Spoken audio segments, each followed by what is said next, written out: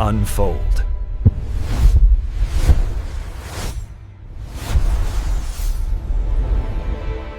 (2026년) 혹시 달력에 표시된 또 하나의 해? 뭐 그 이상도 이하도 아니라고 생각하시나요? 오늘 저희가 분석할 자료들을 보면 생각이 좀 달라지실지도 몰라요. 다가오는 2020년은 아주 특별하고 굉장히 강렬한 에너지를 품고 있거든요. 바로 60년에 한 번 돌아오는 붉은 말의 해, 병오년입니다. 그렇죠. 동양에서는 예로부터 60개의 간지를 조합해서 시간의 성격을 파악했는데 2020년 병오년은 그 중에서도 정말 손에 꼽힐 만큼 강력한 에너지를 가진 해로 봅니다.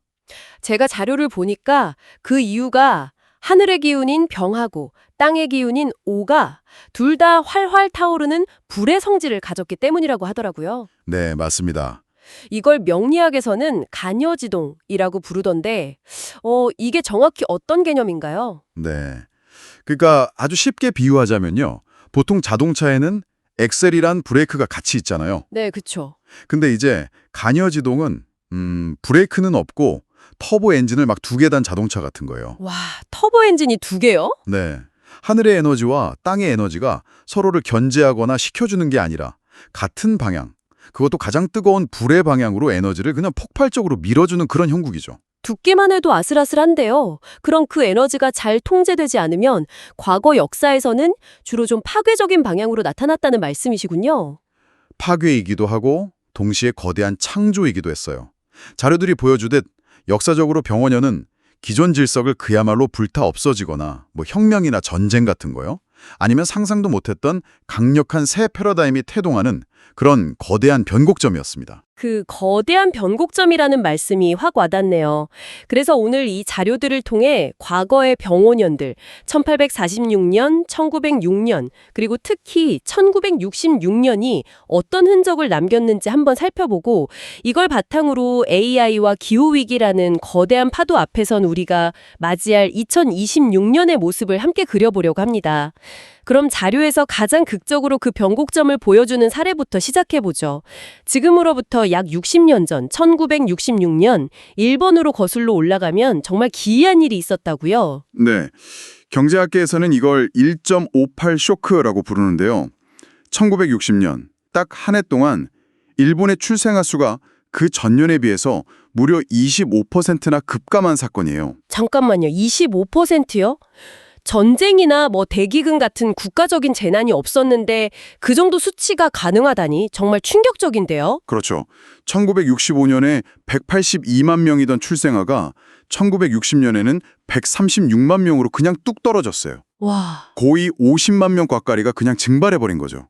더 기이한 건 바로 다음 해인 1967년에는 출생아 수가 193만 명으로 다시 V자 반등을 했다는 거예요. 아, 원인은 경제도 질병도 아니었습니다. 오직 하나의 문화적 미신, 바로 희노의 우마, 병호의 저주 때문이었죠. 병오년에 태어난 여성은 기가 세 남편을 잡아먹는다. 이 속설 하나가 사회 전체를 그렇게 만들었다는 거잖아요. 자료를 보니 이 끔찍한 미신의 시작이 17세기 에도 시대의 한 소녀 야오야 오시치의 실화에서 비롯됐다고 하던데요. 네, 아주 비극적인 이야기죠. 1682년에 에도에 큰 불이 났을 때 피난처에서 한 남자를 만나 사랑에 빠진 소녀가 있었어요. 네네. 근데 그를 다시 만나고 싶다는 마음에 자기 집에 불을 질렀다가 결국 화형을 당한 사건입니다.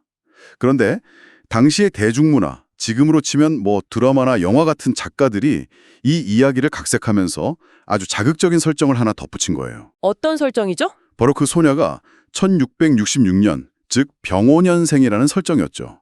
아, 사실 여부와는 상관없이 그 설정이 대중에게 딱 각인된 거군요. 병오년 여자는 사랑 때문에 집안을 불태울 만큼 위험하고 팔자가 세다. 뭐 이런 식으로요. 정확합니다. 사실상 자기 주장이 강하고 독립적인 여성을 억압하려는 가부장적 사회의 장치로 작동한 셈이죠. 근데 정말 놀라운 건 이 미신이 300년이라는 시간을 건너뛰어서 일본이 한창 고도 성장을 하던 1966년에 끔찍한 현실로 재현되었다는 겁니다. 하지만 1966년이면 일본이 올림픽도 치르고 세계 2위 경제대국으로 막 향하던 시기잖아요. 그렇게 이성적이고 현대화된 사회가 300년 전 미신 하나에 그렇게까지 흔들렸다는 게 쉽게 믿기지가 않는데요. 좋은 지적이에요. 그래서 사회학자들의 분석을 보면 당시 여성들이 단순히 미신을 맹신했다기보다는 이걸 일종의 사회적 명분으로 활용했다는 시각도 있어요. 사회적 명분이요? 네. 예를 들어 당시 일본 정부가 강하게 추진하던 산하 제한 정책, 그러니까 가족 계획을 실천할 핑계가 필요했던 부부들이 이 미신을 활용했다는 거죠. 아, 그럴 수 있겠네요. 또 한편으로는 만약 딸을 낳았을 때 아이가 평생 겪게 될 차별과 사회적 낙인을 피하기 위한 부모의 합리적 선택이었다는 분석도 있고요. 미신을 믿었다기보다 미신이 만들어낼 사회적 결과를 두려워한 거군요. 여기서 정말 놀라운 대조점이 나타나는 게 같은 시기의 한국의 상황이에요. 자료에 따르면 1966년 한국에서는 이런 현상이 전혀 없었다면서요. 미신 때문에 아기 낳기를 꺼린다면서 흥미로운 해외 토픽으로만 다뤘어요. 이건 미신이 특정 민족의 유전자에 박힌 게 아니라 그 사회의 문화적 압력과 환경에 따라 전염된다는 강력한 증거네요. 맞습니다. 그 증거가 바로 일본에 거주하던 제일교포 사회에서 나타났어요. 그들은 한국인이었지만 일본인들과 똑같이 1966년에 출산율이 급감하는 동조화 현상을 보였거든요. 아, 결국 자신이 발딛고 사는 사회의 믿음 체계를 따라간 거군요. 한국은 1966년에 그 미신의 무풍지대였지만 자료를 보면 딱 24년 뒤 상황이 완전히 달라되더군요. 1990년 경호년, 이른바 백말띠 해에 비슷한 속설이 한국 사회를 강타했죠. 네, 백말띠여와는 팔자가 드세다는 속설이었죠. 그런데 여기서 1966년 일본고라 1990년 한국 사이에 결정적인 차이가 발생합니다. 1966년 일본에는 없었지만 1990년 한국에는 보편화된 기술이 있었거든요. 그게 뭐죠? 바로 초음파 태아 성별 감별 기술이었어요. 아, 미신이 뿌리 깊은 남아선호 사상, 그리고 기술과 결합하면서. 네, 끔찍한 결과로 이어진 거죠. 1990년 한국의 출생 성비는 여자아이 100명당 남자아이가 116.5명에 달했어요. 와, 116.5요. 이건 자연적으로는 불가능한 수치고 역사상 최악의 성비 불균형으로 기록됐습니다. 여아 선별 낙태가 공공연하게 자행됐다는 비극의 증거죠. 정말 씁쓸한 역사네요. 기술 그 자체는 가치 중립적이지만 인간의 편견과 만났을 때 얼마나 무서운 도구가 될 수 있는지를 보여주는 것 같습니다. 바로 그 지점이 2026년을 앞둔 우리에게 매우 중요한 교훈을 줍니다. 낡은 믿음이나 사회적 편견이 AI나 유전자 편집 같은 첨단 기술과 결합할 때 과거와는 전혀 다른 차원의 윤리적, 사회적 재앙을 초래할 수 있다는 강력한 경고인 셈이죠. 1990년엔 초음파 하나였지만 2026년에는 훨씬 더 강력하고 복합적인 기술들이 우리 앞에 놓여 있으니까요. 그렇죠. 이 낡은 믿음과 새로운 기술의 충돌이라는 경고가 무겁게 다가오네요. 그럼 시간을 더 거슬러 올라가 보죠. 자료는 이 붉은 말의 에너지가 한반도 역사에서 항상 이런 식의 격렬한 충돌을 일으켰다고 말하고 있어요. 180년 전인 1846년 병오년은 블러드의 해로 기록되어 있더군요. 네, 바로 병오 박해입니다. 한국 최초의 사제인 김대건 안드레아 신부가 체포되어 순교한 해가 바로 1846년이죠. 아, 이건 단순히 종교 탄압을 넘어서 당시 조선을 지배하던 성리학적 질서라는 구체제와 만민평등 사상을 담은 천주교라는 신사상이 정면으로 충돌한 사건이었어요. 자료에 따르면 김대건 신부는 한강변 새남터 모래사장에서 참수형을 당했다고 하죠. 당시 병오년의 붉은 기운은 말 그대로 새남터를 적신 순교자들의 피로 상징되는 거네요. 그렇죠. 그 피는 당대에는 국사범의 처형이라는 비극이었지만 역설적으로 훗날 한국 천주교가 폭발적으로 성장하는 믿음의 씨앗이 됐습니다. 병오년의 에너지가 파괴를 통해 새로운 탄생을 가져온 예라고 볼 수 있죠. 그리고 다시 60년이 흘러 1906년 병오년. 이번엔 이념의 피가 아니라 저항의 불길이 타오랐다고요? 병오이병의 해입니다. 1905년 을사늑약으로 국권을 막 빼앗긴 직후였어요. 민종식이 이끈 의병이 충남 홍주성을 점령하는 등 전국에서 무장투쟁의 불길이 치솟았습니다. 1856년의 충돌이 사상의 대립이었다면 1906년의 불길은 나라의 생존을 위한 처절한 저항이었군요. 맞습니다. 붉은 말의 에너지가 억압에 대한 분노로 폭발한 겁니다.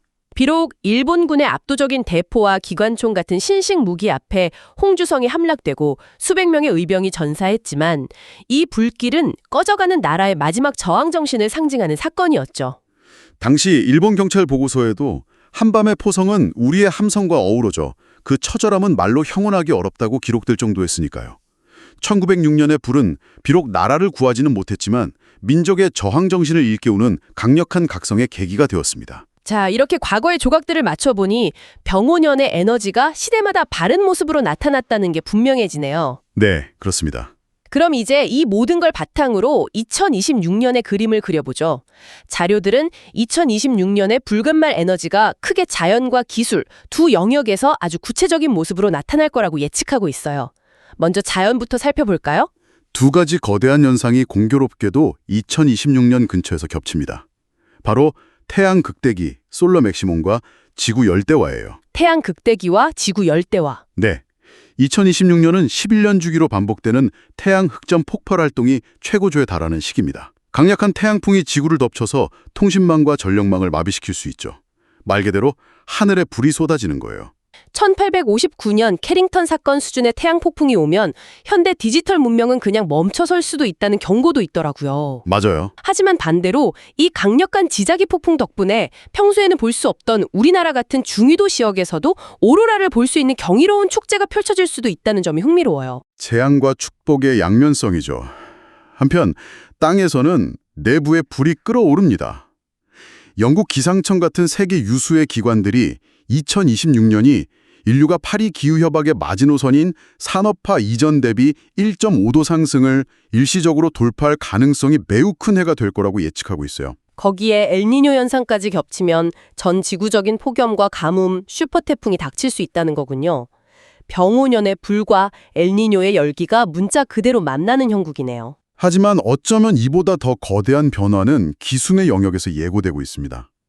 많은 자료가 2026년을 AI 에이전트가 본격적으로 상용화되는 원년으로 지목하고 있어요. 이건 단순히 우리가 지금 쓰는 질문에 답하는 챗봇 수준이 아니죠. 내일 부산 가는 항공권 예매하고 오후 3시에 회의 일정 잡고 관련 보고서 초안까지 작성해줘 같은 복합적인 명령을 스스로 계획하고 수행하는 디지털 비서 혹은 디지털 동료의 등장이잖아요. 맞아요. 마이크로소프트는 이미 기업 업무의 40% 이상을 이런 AI 에이전트가 수행할 것으로 예측하고 있죠. 이것이야말로 병원연 에너지의 양날의 검을 가장 잘 보여줍니다. 한편으로는 인류 역사상 유례없는 생산성의 축복이 될 수 있지만 다른 한편으로는 AI를 이용한 자동화된 해킹, 즉 AI 포식자 수호의 공격 같은 재앙이 될 수도 있어요. 더 나아가 일론 머스크 같은 인물들은 2026년이 인공지능이 가장 똑똑한 인간을 뛰어넘는 특이점, 즉 AGI의 전조가 나타나는 해가 될 수 있다고 주장하기도 하고요. 그리고 그 지점에서 새로운 형태의 자원 전쟁으로 이어진다는 분석도 있더군요. 이 엄청난 AI를 구동하려면 데이터 센터가 필요한데 이게 어마어마한 전기를 소모하니까요. 그렇죠. 에너지를 차지하기 위한 국가 간의 쟁탈전이 벌어질 수 있다는 겁니다. 오늘 이야기를 정리해보죠.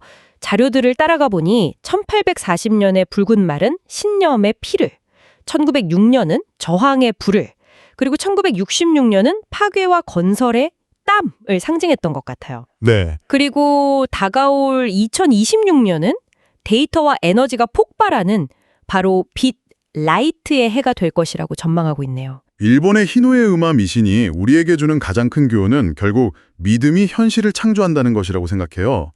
저주는 허상이었지만 그 믿음 때문에 태어나지 못한 50만 명의 생명은 실제였잖아요. 아, 그쵸. 2026년의 붉은 말은 더 이상 미신이나 전설이 아니에요. 기후 임계점, AI 특이점, 태양 폭풍이라는 실체적인 에너지입니다. 그래서 이 자료들이 당신에게 던지는 마지막 질문은 이것인 것 같습니다. 당신은 2026년의 붉은 말을 타고 질주할 것인가? 아니면 그 불길에 휩싸여 타버릴 것인가? 과거의 병우년들이 보여주듯 이 강력한 에너지를 다스리는 힘은 결국 미신이나 막연한 공포가 아니었어요. 시대를 직시하는 이성과 변화에 대응하려는 인간의 의지에 달려 있었죠. 2026년 붉은 말의 질주는 어쩌면 이미 시작된 것 같습니다. 마지막으로 당신이 한번 생각해 볼 만한 질문을 던지며 마무리하겠습니다. 1990년 한국의 백말띠 파동은 미신이라는 낡은 믿음이 초음파라는 단 하나의 기술과 결합했을 때 어떤 끔찍한 인구학적 재앙을 낳았는지 보여주었습니다. 2020년 우리는 AI와 유전자 편집 등 훨씬 더 강력하고 복합적인 기술들의 대융합 시대를 맞이하고 있습니다. 그렇다면 이번에는 어떤 새로운 형태의 사회적 편견이나 믿음이 이 기술들과 결합하여 우리가 아직 상상조차 하지 못하는 결과를 낳게 될까요?